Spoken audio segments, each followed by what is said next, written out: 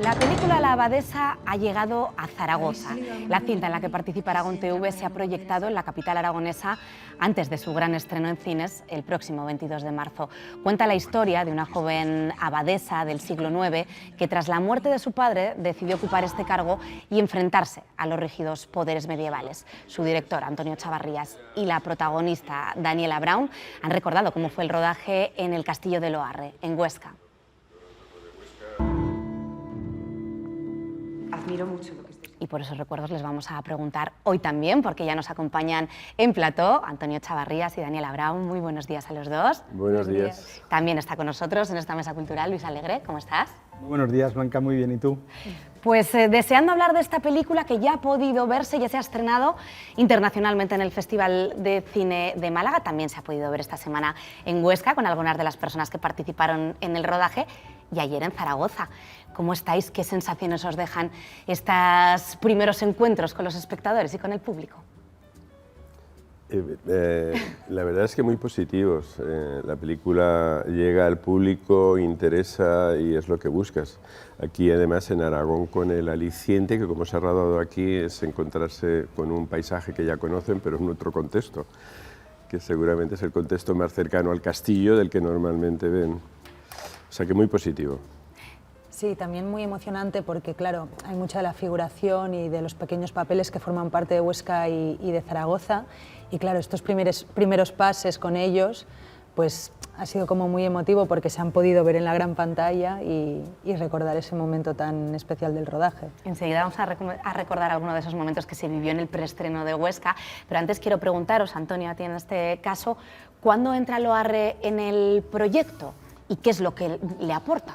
Bueno, yo vi muchos castillos buscando la abadía donde hacer. Cuando vi Loarre, de seguida fue como vi claramente la posibilidad que aquel era el lugar, porque aunque es una abadía, Loarre había sido después convento y tiene una iglesia, tiene muchas... Y luego el entorno, era un sitio como parecía hecho para el guión. Y luego reescribí el guión ya pensando en Loarre, pensando en dónde rodaría cada cosa, pero fue al verlo, fue un flechazo.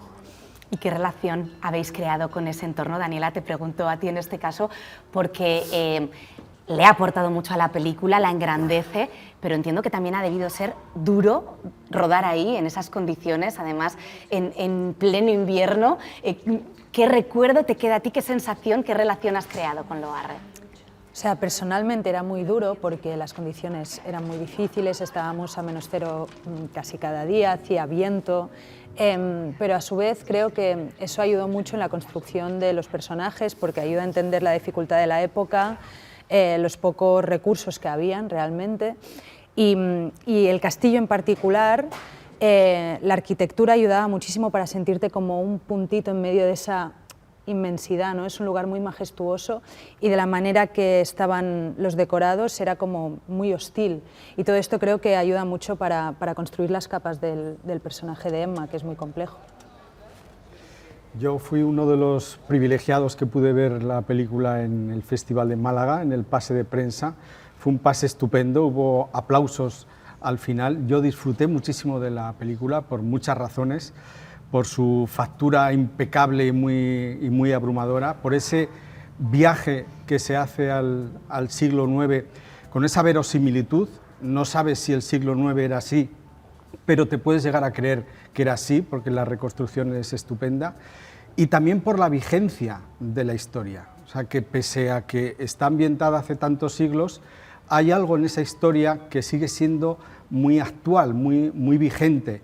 Y la historia de esa mujer que desafía a los poderes establecidos de la época me pareció muy inspiradora también, y he de darte la enhorabuena, Daniela, porque tú estás empezando tu carrera y asumir un personaje de esa envergadura me parece que era un reto estupendo y sales muy triunfante. O sea que primero daros la enhorabuena. Y luego preguntarle a Antonio si cuando vio a Daniela sintió un flechazo parecido a como cuando vio Loarre.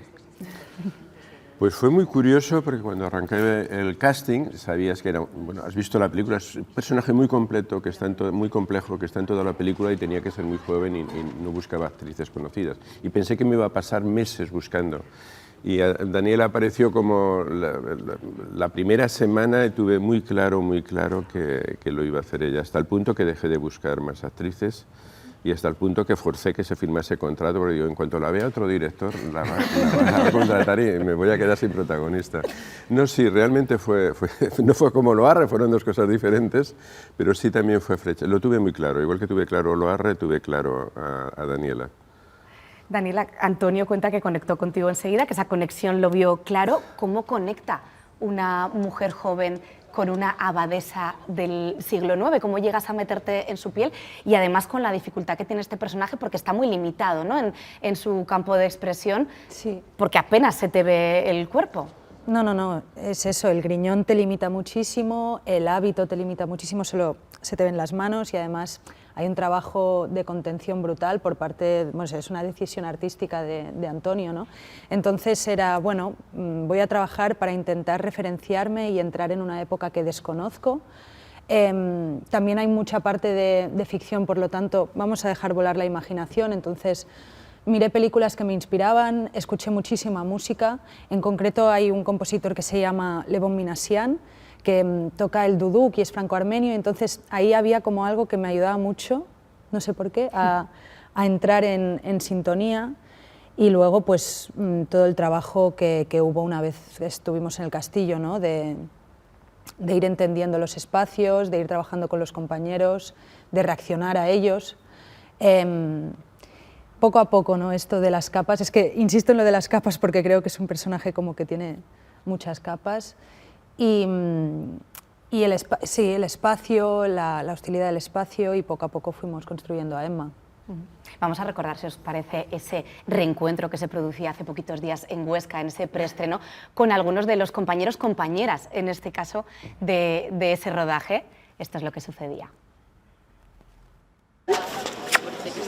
¡Qué alegría veros por aquí! ¿No? Hoy me hace una ilusión tremenda. No,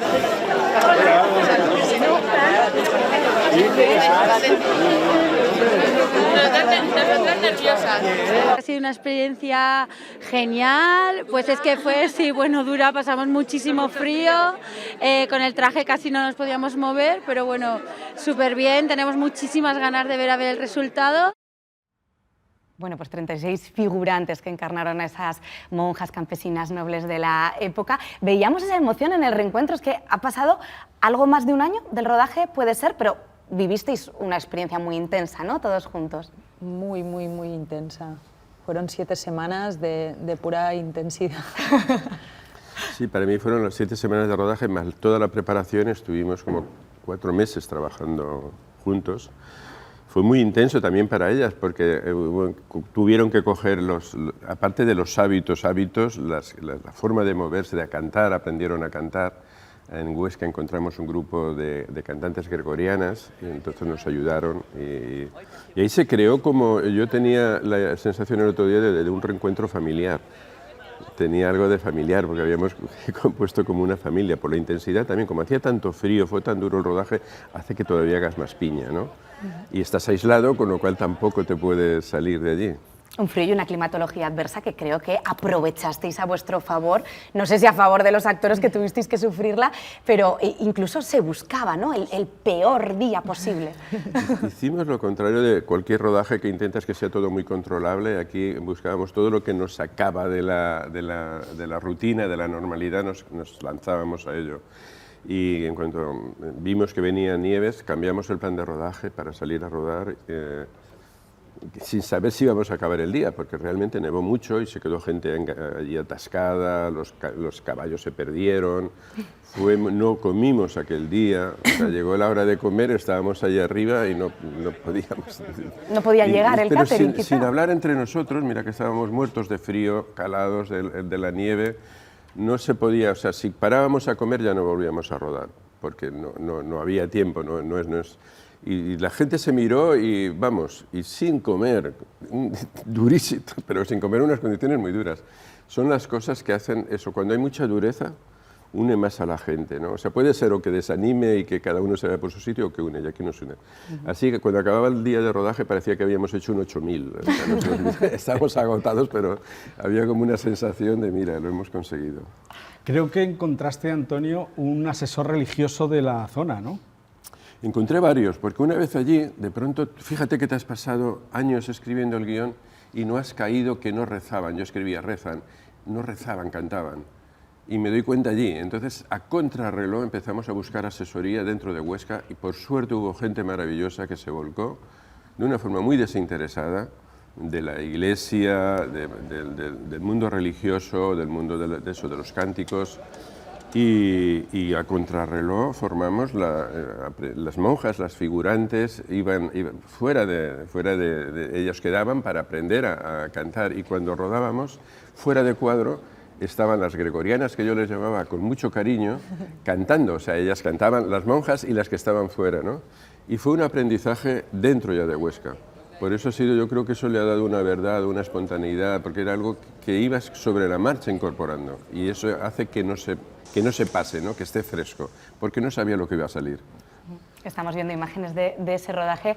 Daniela, cuéntanos secretos. ¿Qué botas llevabas debajo de ese hábito?